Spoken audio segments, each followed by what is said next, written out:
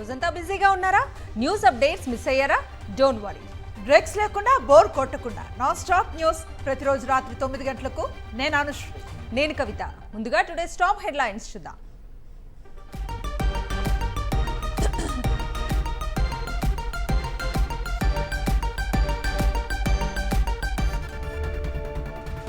రేపు వైఎస్ఆర్సీపీ పీఎస్సీ సభ్యులతో వైఎస్ జగన్ భేటీ.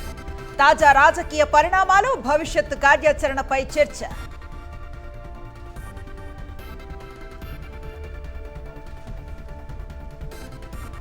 మంగళగిరి టీడీపీ కార్యాలయం వద్ద తీవ్ర ఉద్రిక్తత. దాసరి బాబురావు అనే వ్యక్తి ఆత్మహత్యాయత్నం. దెందులూరులో మట్టి మాఫియా వేధింపులే కారణమని వెల్లడి.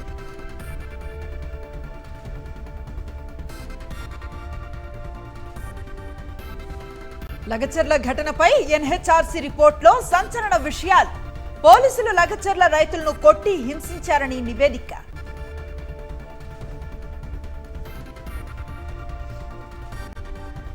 భారత ప్రధానితో అమెరికా ఉపాధ్యక్షుడు భేటీ. ద్వైపాక్షిక అంశాలపై ఇరువురి మధ్య చర్చలు.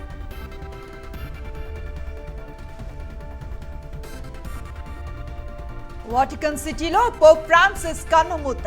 మానవతావాదిని స్మరిస్తూ వెల్లువెత్తిన నివాళులు.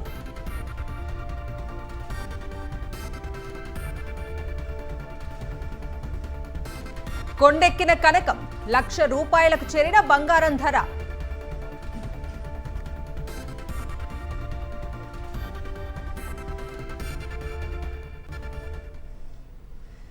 లక్ష మైలురాయిని టచ్ చేసింది గోల్డ్. 15 రోజుల క్రితం ప్రారంభమైన పసిడి పరుగు బంగారాన్ని లక్కారం దగ్గరకు చేర్చింది. 10 గ్రాముల 24 క్యారెట్స్ గోల్డ్ ₹1,00,000 టచ్ చేసింది. బంగారం భగ్గుమంటోంది, ఎక్కడా తగ్గనంటోంది. 1,00,000 మైలురాయిని చేరుకుంది ఉంది. ఇక బంగారం రేట్లు ఎడాపెడా పెరగటానికి ఒకే ఒక్క బాధ్యుడు అమెరికా అధ్యక్షుడు డొనాల్డ్ ట్రంప్. ఒకవైపు సుంకాలతో బాధేస్తున్న ట్రంప్, మరోవైపు తమ దేశంలో సెంట్రల్ బ్యాంకును కూడా టెన్షన్ పెడుతున్నారు. దీంతో గోల్డ్ రేట్లు ఇంకా పెరిగేలా ఉన్నాయి. ఇక గోల్డ్ రేట్లు అడ్డగోలుగా పెరిగిపోవడంతో వినియోగదారులు విలవిల్లాడుతున్నారు. బంగారం లకారం అంటూ గుండెలు బాదుకుంటున్నారు. ఆడపిల్ల పెళ్ళెలా చేయాలిరా దేవుడా అంటూ జనం నెత్తి నోరు కొట్టుకుంటున్నారు. పెళ్లిల్లో ఇంకా బంగారం కొనటం కలే అంటున్నారు మరికొందరు జనం. గోల్డ్ గురించి మర్చిపోన్నట్టు సలహా ఇస్తున్నారు నిపుణులు. బంగారం ధర దడ పుట్టిస్తోంది. బ్రేకులు లేకుండా పరుగులు పెడుతోంది. తాజాగా లైవ్ మార్కెట్లో 10 గ్రాముల బంగారం ధర అక్షరాల ₹1,00,000 చేరింది. ఇవాళ ఒక్క రోజులోనే ₹1,650 పెరిగింది గోల్డ్. అంతర్జాతీయ మార్కెట్లో $3,400 చేరిన ఔన్స్ బంగారం ధర ప్రస్తుతం హైదరాబాద్ రీటైల్ మార్కెట్లో మాత్రం $99,860 చేరింది. కేవలం ₹140 తేడాతో హైదరాబాద్ రీటైల్ మార్కెట్లో ఈ ధర నమోదవుతోంది. రేపు ఉదయం మార్కెట్లో బంగారం ధర ₹1,00,000 దాటనుంది. ఇక వెండి ధర కూడా తగ్గేదేలే అన్నట్లు పరుగులు పెడుతోంది. కిలో వెండి ధర ₹111,000 చేరుకుంది.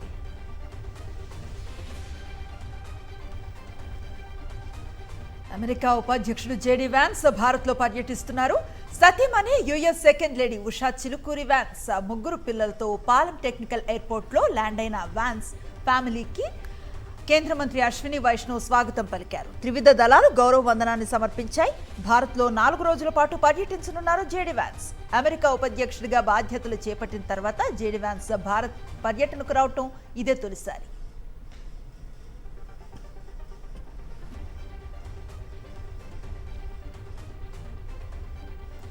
భారత్లో పర్యటిస్తున్న అమెరికా ఉపాధ్యక్షుడు జేడీ వ్యాన్స్ ఢిల్లీలోని అక్షరధామ్ ఆలయాన్ని సందర్శించారు. సతీమణి ఉషా చిలుకూరి వ్యాన్స్ పిల్లలతో కలిసి స్వామి నారాయణ మందిరానికి వెళ్లారు. విశిష్ట అతిథికి పూలమాలలతో సంప్రదాయ స్వాగతం పలికారు అక్షరధామ్ ఆలయ నిర్వాహకులు. దీనికి సంబంధించిన ఫోటోలు, వీడియోలు సోషల్ మీడియాలో వైరల్ అవుతున్నాయి.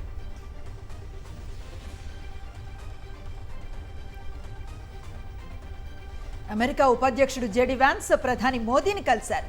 ఢిల్లీలో లోక్ కళ్యాణ్ మార్గ్లో ఉన్న మోదీ నివాసానికి వెళ్లారు. వ్యాన్స్ ఫ్యామిలీని ఆహ్వానించారు ప్రధాని మోదీ. వ్యాన్స్ పిల్లలను ఆప్యాయంగా పలకరించి వారితో ముచ్చటించారు ప్రధాని. అలాగే ఇరువురు నేతలు పలు అంశాలపై చర్చించినట్లుగా తెలుస్తోంది. వాణిజ్యం, సుంకాలు, ప్రాంతీయ భద్రతతో పాటు ద్వైపాక్షిక అంశాలపై చర్చించినట్లుగా అధికారిక వర్గాల నుంచి సమాచారం. అలాగే వ్యాన్స్ దంపతులకు విందును ఏర్పాటు చేశారు.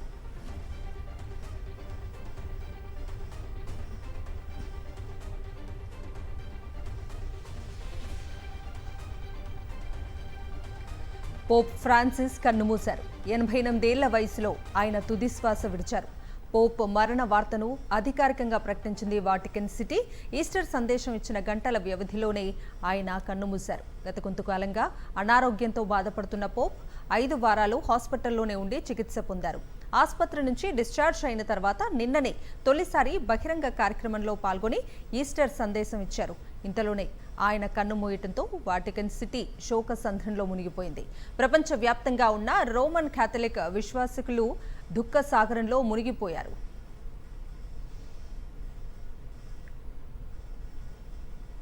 పోప్ ఫ్రాన్సిస్ మృతికి ప్రధాని నరేంద్ర మోదీ సంతాపాన్ని ప్రకటించారు. ఈ శోక సమయంలో ప్రపంచ క్యాథలిక్ కమ్యూనిటీకి తన సానుభూతిని తెలియజేశారు. ప్రేమ, కరుణ, వినయానికి స్ఫూర్తి ప్రదాత పోప్ ఫ్రాన్సిస్ ఎప్పటికీ గుర్తుండిపోతారంటూ ఎక్స్లో పోస్ట్ చేశారు ప్రధాని. ఆయనతో సమావేశమైన సందర్భాలను తానెప్పటికీ ప్రేమతో గుర్తుంచుకుంటానని, ఆయన నుంచి ఎంతో ప్రేరణ పొందానని ఈ సందర్భంగా మోదీ గుర్తు చేసుకున్నారు. భారత ప్రజల పట్ల ఆయనకున్న ప్రేమ ఎల్లప్పుడూ గుర్తుండిపోతుందని తన ఎక్స్లో పోస్ట్లో రాసుకొచ్చారు.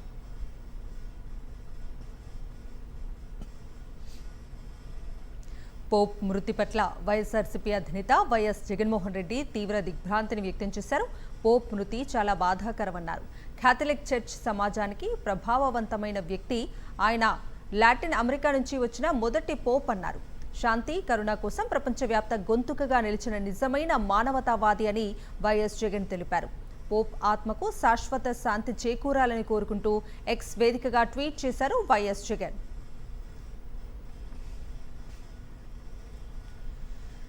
రేపు తాడేపల్లి వైఎస్ఆర్సీపీ కేంద్ర కార్యాలయంలో ఆ పార్టీ పీఎస్సీ సభ్యులతో సమావేశం కానున్నారు వైఎస్ జగన్మోహన్ రెడ్డి. రాష్ట్రంలో తాజా రాజకీయ పరిణామాలపై చర్చించనున్నారు. భవిష్యత్తు కార్యాచరణపై పార్టీ నేతలకు దిశానిర్దేశం చేయనున్నారు. గుంటూరులో వెస్ట్ నియోజకవర్గ కార్యవర్గ సమావేశం నిర్వహించారు మాజీ మంత్రి అంబటి రాంబాబు. ఈ సమావేశంలో 3 కీలక అంశాలపై చర్చించి తీర్మానం చేశారు. కూటమి ప్రభుత్వం మిర్చి రైతులను దగా చేసిందని మండిపడ్డారాయన. కూటమి ప్రభుత్వం మిర్చికి క్వింటాకు 13,000 రూపాయల మద్దతు ధర ప్రకటించాక ఒక్కటికి అయినా కొన్నారా అని ప్రశ్నించారు.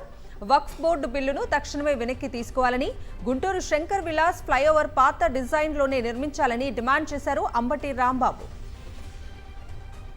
రైతుల్ని తెలుగుదేశం ప్రభుత్వం, కూటమి ప్రభుత్వం దగా చేసింది, మోసం చేసింది, అబద్ధాలు చెప్పింది. ఒక్కటికి కూడా కొనుక్కోకుండా మిర్చి రైతుల్ని దగా చేసినటువంటి ప్రభుత్వం. ఈ ప్రభుత్వ చర్యని మరోసారి తీవ్రంగా ఖండించేటటువంటి కార్యక్రమం.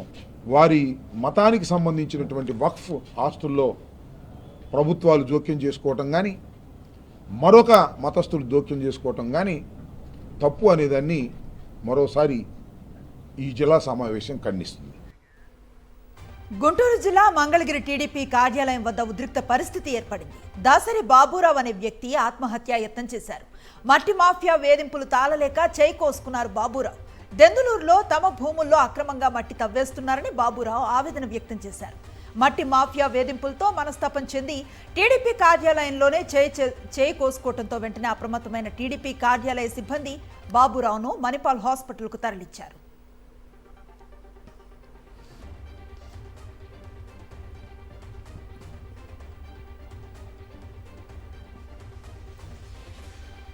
వైఎస్ఆర్ జిల్లాలో ఎమ్మెల్యే ఆదినారాయణ రెడ్డి అరాచకాలు తారాస్థాయికి చేరాయి. అల్ట్రాటెక్ సిమెంట్ కంపెనీకి ఆదినారాయణ రెడ్డి బెదిరింపుల పర్వం కొనసాగుతూనే ఉంది. 5 సున్నపు రాయి టిప్పర్లను సీజ్ చేయించారు. కంపెనీలోని కాంట్రాక్ట్ కార్మికులపైన కూడా జులుం ప్రదర్శించారు. కాంట్రాక్ట్ కార్మికులను బయటకు పంపించేశారు ఎమ్మెల్యే ఆదినారాయణ రెడ్డి. కాంట్రాక్ట్ కార్మికులు లేకపోవడంతో కంపెనీలో పనులు నిలిచిపోయాయి.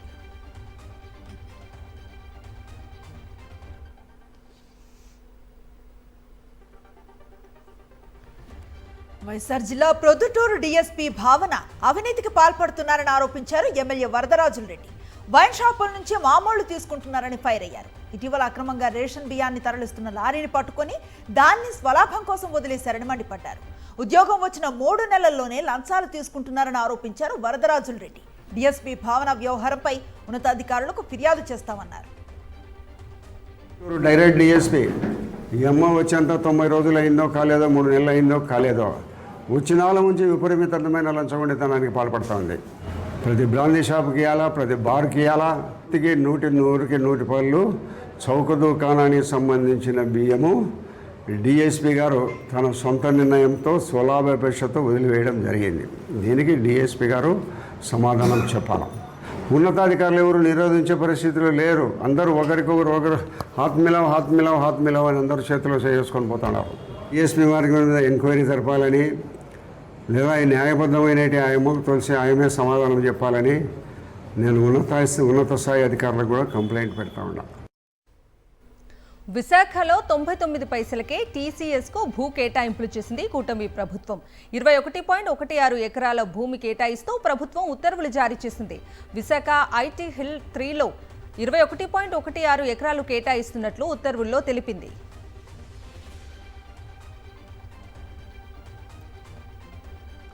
ఊరు పేరు లేని ఉర్సా కంపెనీకి 60 ఎకరాలు కట్టపెట్టడం వెనుక ఉన్న మతల బేంటో బయట పెట్టాలని డిమాండ్ చేశారు సిపిఐ నేత రామకృష్ణ. ప్రభుత్వ సంస్థలకు ఎకరం 1 కోటి నుంచి 4 కోట్లకు ఇస్తున్న ప్రభుత్వం ప్రైవేటు కంపెనీలకు ఎకరం 99 పైసలకు ఇవ్వటం దారుణం అన్నారు.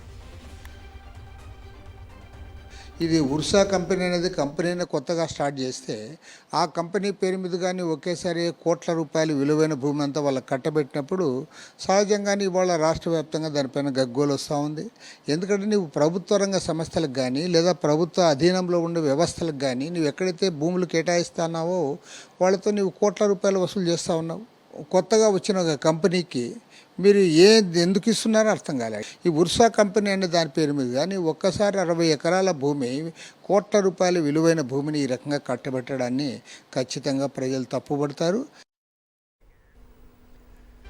హైదరాబాద్ లోకల్ బాడీ ఎమ్మెల్సీ ఎన్నికల్లో ఎంఐఎంను గెలిపించేందుకే కాంగ్రెస్ బీఆర్ఎస్ పార్టీలు పోటీ చేయడం లేదని ఆరోపించారు ఎంపీ లక్ష్మణ్. పాముకు పాలు పోసి పోషించినట్లు మజ్లిస్ను 2 పార్టీలు చేరదీస్తున్నాయని విమర్శించారు. హైదరాబాద్ లోకల్ బాడీ ఎమ్మెల్సీ ఎన్నికల్లో కాంగ్రెస్ బీఆర్ఎస్ పోటీ చేయకపోవడం అంటే మజ్లిస్ గెలిపించేదానికే పరోక్షంగా ఇద్దరు కలిసి వాళ్ళ మజ్లిస్ గెలుపు కోసం వాళ్ళ కృషి చేస్తున్న విషయాన్ని తెలంగాణ ప్రజలు, హైదరాబాద్ ప్రజలు గమనించారు. మతోన్మాద రాజకీయాలు నేర్పే మజ్లిస్ పార్టీని దేశ రాజధాని హైదరాబాద్ లో వారు ఇవాళ పాముకు పాలు పోసి పెంచినట్టుగా ఈ 2 పార్టీలు అధికారంలోప్పుడు ఏ రకంగా వాటిని పోషించాయో ఇవాళ స్పష్టమవుతోన్నది. నల్గొండ జిల్లా దేవరకొండ ఆర్డీఓపై మంత్రి పొంగులేటి శ్రీనివాసరెడ్డి ఫైర్ అయ్యారు. ప్రజా సమస్యలపై అవగాహన ఉండాలని ఆర్డీఓకు చురకలంటించారు. భూభారతి కార్యక్రమంలో పాల్గొన్న పొంగులేటి దృష్టికి ప్రజలు పలు సమస్యలను విన్నవించారు. దీంతో ఆర్డీఓను ప్రశ్నించారు మంత్రి పొంగులేటి. పోస్టింగ్ తీసుకుని 6 నెలలైనా ఇంకా అవగాహన లేకపోతే ఎలా అని నిలదీశారు. జనంలో తిరుగు అంటూ ఆర్డీఓకు మంత్రి వార్నింగ్ ఇచ్చారు. సబ్జెక్ట్ మీద గ్రిప్ వెళ్ళాలా? 6 నెలలు అయింది నువ్వు వచ్చి. ఏం సంగతి క్లియర్ చేస్తే కాదు అసలు ఏది నీకు సబ్జెక్ట్ మీద హోల్డ్ ఎక్కడ ఉంది? ఏం చూస్తున్నావు 6 నెలల నుంచి? లగచర్ల ఘటనపై ఎన్హెచ్ఆర్సీ రిపోర్టులో సంచలన విషయాలు వెలుగులోకి వచ్చాయి. పోలీసులు లగచర్ల రైతులను కొట్టి శారీరకంగా హింసించారని జాతీయ మానవ హక్కుల కమిషన్ దర్యాప్తు బృందం నిర్ధారించింది. 2024 నవంబర్లో ఫార్మాసిటీ కోసం భూసేకరణపై ప్రజా విచారణ కోసం వికారాబాద్ జిల్లా కలెక్టర్, రెవెన్యూ అధికారులు వచ్చినప్పుడు కొందరు నిరసన తెలిపారు. అధికారులపై దాడి చేశారని కేసు నమోదు చేసి పరిగి పోలీస్ స్టేషన్లో లగచర్ల నివాసితులతో కొంతమంది రైతులను పోలీసులు అరెస్టు చేసి శారీరకంగా హింసించారని ఎన్హెచ్ఆర్సీ వెల్లడించింది. నిరసన జరిగినప్పుడు సంఘటనా స్థలంలో లేని అనేక మంది వ్యక్తులను పోలీసులు అరెస్ట్ చేసినట్లుగా, ఇంట్లో ఉన్న మహిళలను పోలీసులు వేధింపులకు గురి చేసినట్లుగా దర్యాప్తులో వెల్లడైంది. నిజామాబాద్ మంత్రుల పర్యటనలో గందరగోళం నెలకొంది. 3 మంత్రులు హెలికాప్టర్లో నిజామాబాద్కు వచ్చారు. హెలికాప్టర్ గాలికి టెంట్లు లేచిపోయాయి. భారీగా దుమ్ము లేవటంతో కార్యకర్తలు, జనం పరుగులు తీశారు. నిజామాబాద్ గిరిరాజ్ కాలేజ్ గ్రౌండ్ వద్ద ఈ ఘటన జరిగింది. రైతు మహోత్సవంలో పాల్గొనేందుకు నిజామాబాద్కు వచ్చారు తుమ్మల, ఉత్తమ్, జూపల్లి. హెలికాప్టర్ ముందు అనుకున్న చోట కాకుండా వేరే ప్రాంతంలో ల్యాండ్ అవ్వటంతో తీవ్ర గందరగోళం నెలకొంది.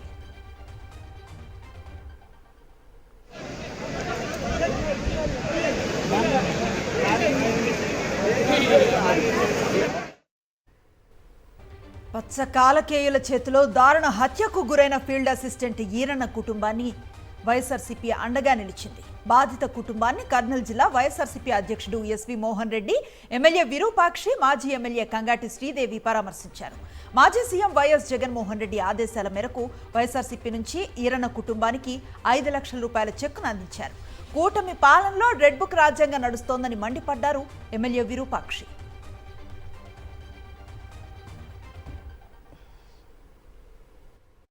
జగన్ సార్ని రిక్వెస్ట్ చేసి ఈరన్న గారికి 6 మంది సంతానం ఉంది, చాలా బీదోడు, ఫీల్డ్ అసిస్టెంట్లో కానీ ఏం సంపాదించుకోలేదు అని చెప్తే ఆయన ఆ రోజు జగన్ సార్ వచ్చి వాళ్ళకి 10 లక్షలు చెక్ ఇస్తానని చెప్పినాడు. అన్యాయంగా ఆమెని ఇక్కడ నుండే టీడీపీ నాయకులు చంపింది వాళ్ళే, చంపించింది వాళ్ళే. మళ్ళీ ఆమెని అనవసరంగా అక్కడ పోయి తోలుకొని పోయి జగన్మోహన్ రెడ్డి వస్తే ఏడానికి మా కూటమి ప్రభుత్వానికి డ్యామేజ్ అయిన విధంగా ఈరోజు అన్యాయంగా వాళ్ళ కుటుంబాన్ని బలి చేసినారు. సాక్షాత్తు శ్రీ మహావిష్ణువు కూర్మ రూపంలో వెలిసిన అరుదైన దేవాలయం శ్రీకాకుళం జిల్లాలోని శ్రీకూర్మం. జిల్లాలోనే కాకుండా రాష్ట్రంలోనే ప్రముఖ పుణ్యస్థలిగా ఈ దివ్యక్షేత్రం బాసిల్లుతోంది. ఏపీ నుంచే కాకుండా దేశవ్యాప్తంగా శ్రీ కూర్మనాథుణ్ణి దర్శించుకోవటానికి భక్తులు భారీగా వస్తూ ఉంటారు. ఇక్కడి తాబేళ్లను శ్రీ మహావిష్ణువు ప్రతిరూపంగా భావించి భక్తులు పూజలు చేస్తారు. ఆదికూర్మ క్షేత్రం కావటంతో తాబేళ్ల పార్కును కూడా నిర్వహిస్తున్నారు. అయితే ఈ పుణ్యక్షేత్రంలో అరుదైన నక్షత్ర తాబేళ్లు మృత్యువాత పడుతున్నాయి. పార్క్ నిర్వహణను కూటమి ప్రభుత్వం గాలికొదిలేయటంతో ఎన్నడూ లేని విధంగా శ్రీకూర్మంలో వరుసగా తాబేళ్లు మరణిస్తున్నాయి. పర్యవేక్షణ లోపమే ఇందుకు ప్రధాన కారణమని భక్తులు ఆరోపిస్తున్నారు. మృత్యువాత పడ్డ కూర్మాలకు నిబంధనల ప్రకారం పోస్టుమార్టం చేయాల్సి ఉన్నా అవేమీ చేయకుండా వాటిని ఆలయ ఈవో కార్యాలయం వెనుక భాగంలోనే దహనం చేశారు. శ్రీకూర్మంలో నక్షత్ర తాబేళ్లు చనిపోవటం ప్రభుత్వ నిర్లక్ష్యానికి నిదర్శనమని మండిపడ్డారు మాజీ ఎమ్మెల్యే మల్లాది విష్ణు. కూటమి ప్రభుత్వం వచ్చాక రాష్ట్రంలో ధర్మ పరిరక్షణ కరువైందని అసహనాన్ని వ్యక్తం చేశారు. తాబేళ్లు నిర్లక్ష్యం మూలంగా, అశ్రద్ధ మూలంగా అక్కడ మృత్యువాత పడ్డాయి. దాదాపుగా 15 నక్షత్ర తాబేళ్లు మృతి చెందాయి అని చెప్పని మనకి అక్కడ ఉన్నటువంటి పత్రికల్లో వచ్చినటువంటి అక్కడ ఉన్నటువంటి పరిస్థితిని బట్టి మనకు అర్థమవుతుంది.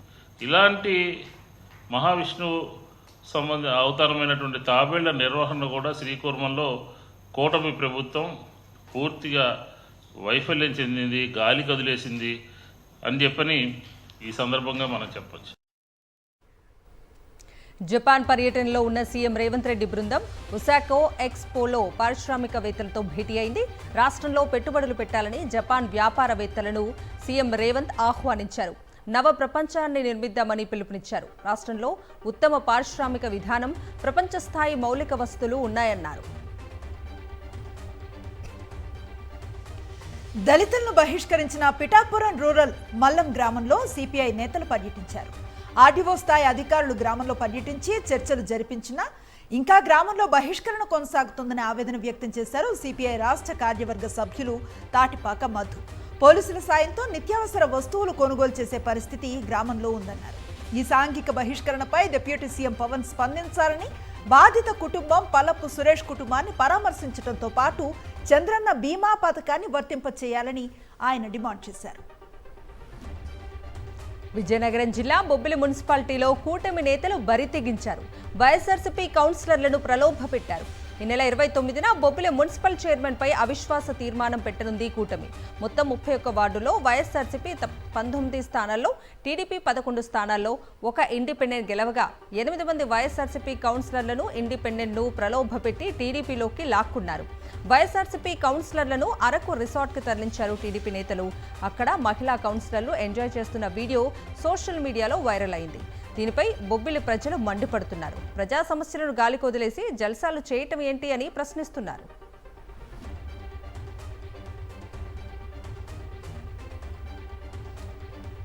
అధికారం మదంతో తిరుపతిలో కూటమి నేతలు రెచ్చిపోతున్నారు. నగరంలో 1వ వార్డు పరిధిలో ఉన్న మిట్టూరులో రాములవారి కళ్యాణోత్సవ ఊరేగింపులో వారి తీరు ఘర్షణకు కారణమైంది. తమ ఇంటి వద్దకు వచ్చిన రాములవారికి హారతి ఇచ్చేందుకు వైఎస్ఆర్సీపీ నేత వెంకటరమణి దంపతులు బయటకు రాగానే వారు హారతి ఇచ్చేందుకు వీల్లేదని దౌర్జన్యం చేయడంతో పాటు కత్తులతో దాడికి దిగారు. ఈ ఘటనలో వెంకటముని, సాయి కుమార్, మునిలక్ష్మి, శంకర్ రెడ్డి, శారద అనే వ్యక్తులు గాయపడ్డారు. స్థానికంగా ఓ ప్రైవేట్ ఆసుపత్రిలో చికిత్స పొందుతున్న వారిని తిరుపతి వైఎస్ఆర్సీపీ నియోజకవర్గ కన్వీనర్ భూమన అభినయ్ రెడ్డి పరామర్శించారు. మినీ సెంటర్లను మెయిన్ సెంటర్లుగా మార్చాలని డిమాండ్ చేస్తూ అంగన్వాడీ వర్కర్లు విజయవాడలోని ధర్నా చౌక్లో ఆందోళన చేపట్టారు. మినీ సెంటర్లను మెయిన్ సెంటర్లుగా మారుస్తామని అసెంబ్లీలో మంత్రి సంధ్యారాణి ప్రకటించారని మాజీ ఎమ్మెల్సీ లక్ష్మణ్ రావు తెలిపారు. కానీ ఇప్పటి వరకు ఒక్క అడుగు కూడా ముందుకు పడలేదని మండిపడ్డారు. ప్రభుత్వం మినీ సెంటర్లను మెయిన్ సెంటర్లుగా మార్చాలని జీవో ఇచ్చామని చెబుతున్నా దాన్ని ఇంకా కార్యరూపంలోకి తీసుకురాకుండా నాంచుతున్నారన్నారు. తమ సమస్యను పరిష్కరించుకుంటే వచ్చే నెల 20 నుంచి సమ్మెబాట పడతామని అంగన్వాడీ వర్కర్లు స్పష్టం చేశారు. తిరుపతి జిల్లా సత్యవేడ్లో రైతులు పెద్ద ఎత్తున ఆందోళనకు దిగారు. శ్రీ సిటీ సెస్కు అదనంగా 2583 ఎకరాల భూ సేకరణకు అనుమతినివ్వడంపై ఆగ్రహాన్ని వ్యక్తం చేశారు. తిరుపతి కలెక్టరేట్కు చేరుకున్న అఖిలపక్షం రైతులు కలెక్టర్కు వినతి పత్రాన్ని అందించారు.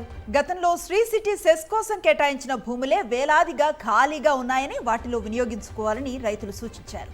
బలవంతంగా భూసేకరణ చేస్తే మాత్రం ఆత్మహత్య చేసుకుంటామని హెచ్చరించారు రైతులు. బాపట్ల జిల్లా ఇంకొల్లులో పొగాకు రైతులు రోడ్డెక్కారు. తమ పంటకు గిట్టుబాటు ధర కల్పించాలని కోరుతూ ర్యాలీ నిర్వహించారు. కూటమి ప్రభుత్వం తమ గోడును పట్టించుకోవడం లేదని ఆరోపిస్తూ పొగాకును తగలబెట్టి నిరసన తెలిపారు. అనంతరం వందలాది మంది రైతులు ర్యాలీగా తహసీల్దార్ కార్యాలయానికి వెళ్లి తమ పంటలకు గిట్టుబాటు ధర కల్పించాలని నినాదాలు చేశారు. కూటమి ప్రభుత్వం రైతులకు ఇచ్చిన మాట నిలబెట్టుకోవాలని డిమాండ్ చేశారు. వైఎస్ఆర్సీపీ పర్చూరు నియోజకవర్గ ఇన్ఛార్జ్ మధుసూదన్ రెడ్డి గత వైఎస్ఆర్సీపీ ప్రభుత్వం ధరల స్థిరీకరణ నిధికి 3000 కోట్లు కేటాయిస్తే కూటమి ప్రభుత్వం కేవలం 300 కోట్లు కేటాయించి చేతులు దులుపుకుందన్నారు.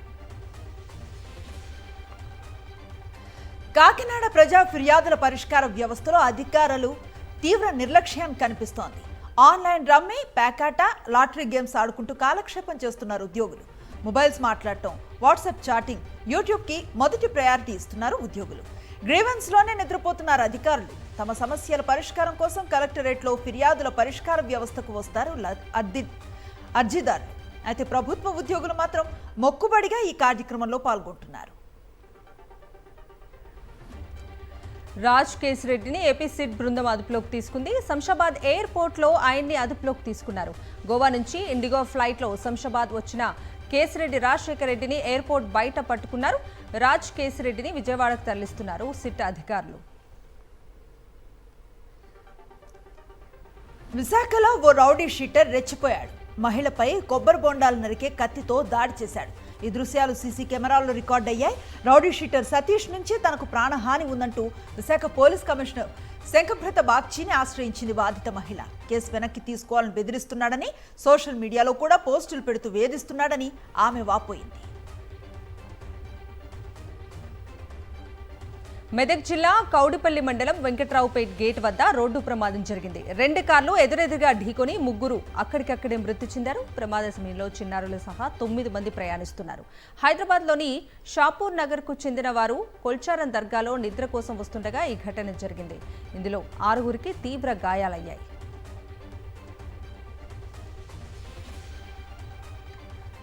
రంగారెడ్డి జిల్లా బాలాపూర్లో దారుణం జరిగింది. మత్తు కోసం మెడికల్ డ్రగ్ తీసుకుని యువకుడు మృతి చెందాడు. మరో 2 పరిస్థితి విషమంగా ఉండటంతో ఆసుపత్రికి తరలించారు. విద్యార్థులు మత్తు కోసం ఇంజెక్షన్, టాబ్లెట్లు కలిపి తీసుకున్నట్లుగా తెలుస్తోంది. అబ్దుల్ నాసర్ అక్కడికక్కడే మృతి చెందాడు. అనుమతులు లేకుండా మత్తు ఇంజెక్షన్లు, టాబ్లెట్లు విక్రయిస్తున్న సాహిల్ని పోలీసులు అదుపులోకి తీసుకున్నారు. హైదరాబాద్ కేపీహెచ్పీ కాలనీలో దారుణం జరిగింది. కట్టుకున్న భర్తను కరెంట్ షాక్తో చంపేసి పూడ్చిపెట్టిందో మహిళ. ఆ తర్వాత ఏమీ తెలియనట్లు సొంతూరుకు వెళ్లిపోయింది. మెదక్ జిల్లా పాత లింగాయపాలెంకు చెందిన సాయిలు, కవిత దంపతులు వివాహమై దాదాపు 20 ఏళ్లైంది. 2 పిల్లలు. కేపీహెచ్పీ కాలనీలోని మిత్రా హిల్స్లో ఒక గుడిసెలో నివాసం ఉంటున్నారు. కవిత సోదరి జ్యోతి, మరిది మల్లేశం కూడా అదే ప్రాంతంలో ఉంటున్నారు. కొంతకాలంగా సాయిలు, కవిత మధ్య గొడవలు జరుగుతున్నాయి. భర్త వేధింపులు భరించలేక అడ్డు తొలగించుకోవాలని కవిత పన్నాగం పన్నింది. కళ్ళు తాగే సాయిలు నిద్రించాడు.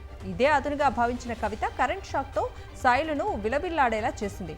కొన ఊపిరితో ఉండగా జ్యోతి, కవిత కలిసి అతడికి ఊపిరి ఆడనివ్వకుండా చేసి చంపేశారు.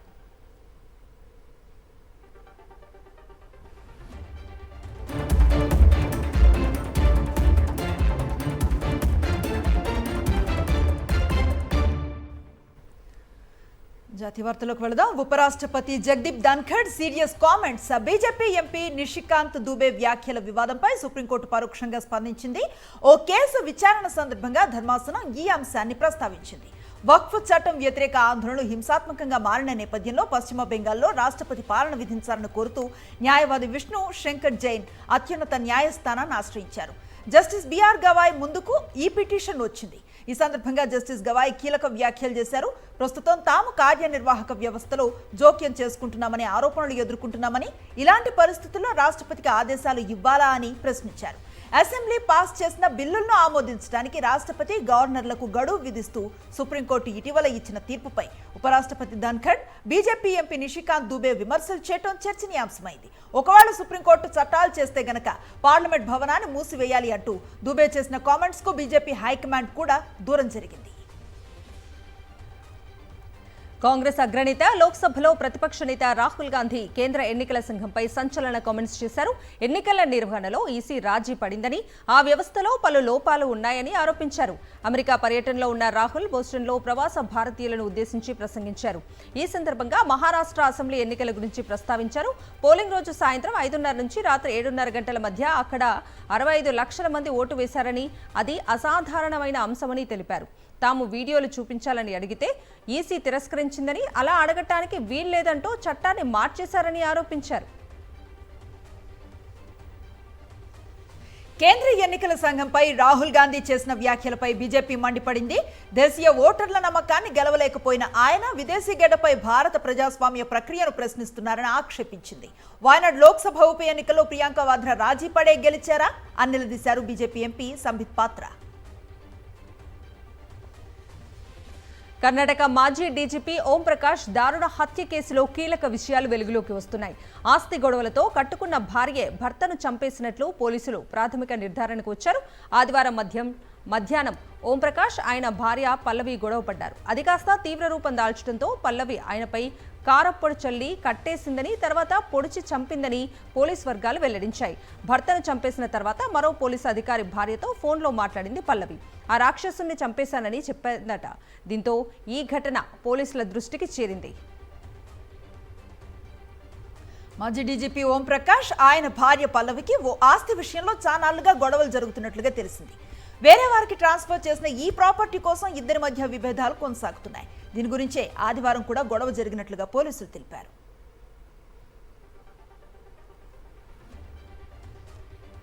జార్ఖండ్లోని బొకారో జిల్లా లాల్ పానియా ప్రాంతంలో ఎన్కౌంటర్ జరిగింది. ఈ ఎన్కౌంటర్లో 8 మంది మావోయిస్టులు మృతి చెందారు. కీలక నేతను హతమార్చారు. ఘటనా స్థలంలో భారీగా ఆయుధాలు స్వాధీనం చేసుకున్నారు. సిఆర్పీఎఫ్, రాష్ట్ర పోలీసుల జాయింట్ ఆపరేషన్ నిర్వహించినట్లు అధికార వర్గాలు తెలిపాయి.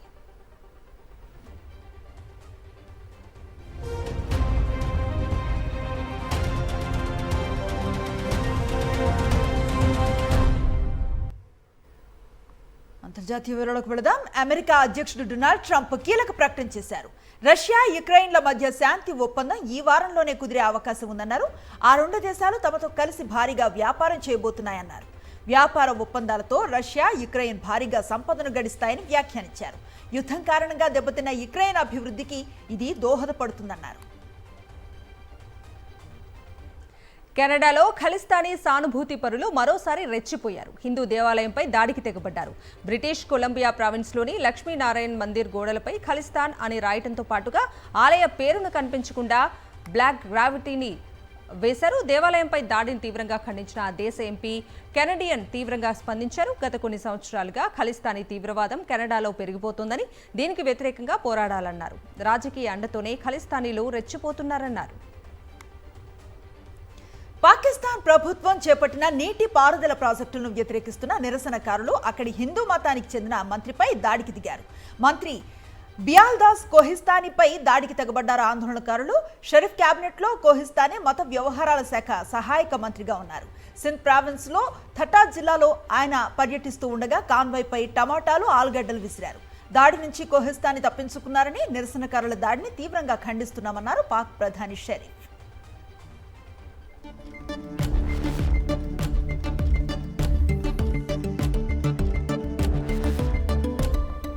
Coming to business updates. దేశీయ స్టాక్ మార్కెట్లు లాభాలు ఆర్జించాయి.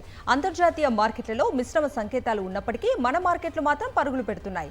సెన్సెక్స్ 79,000 మార్కు దాటగా నిఫ్టీ 24,000 ఎగువన ముగిసింది. 855.30 పాయింట్ల లాభంతో 79,408.50 వద్ద సెన్సెక్స్ ముగిసింది. ఇక నిఫ్టీ 273.90 పాయింట్ల లాభంతో 24,125.55 వద్దకు చేరింది.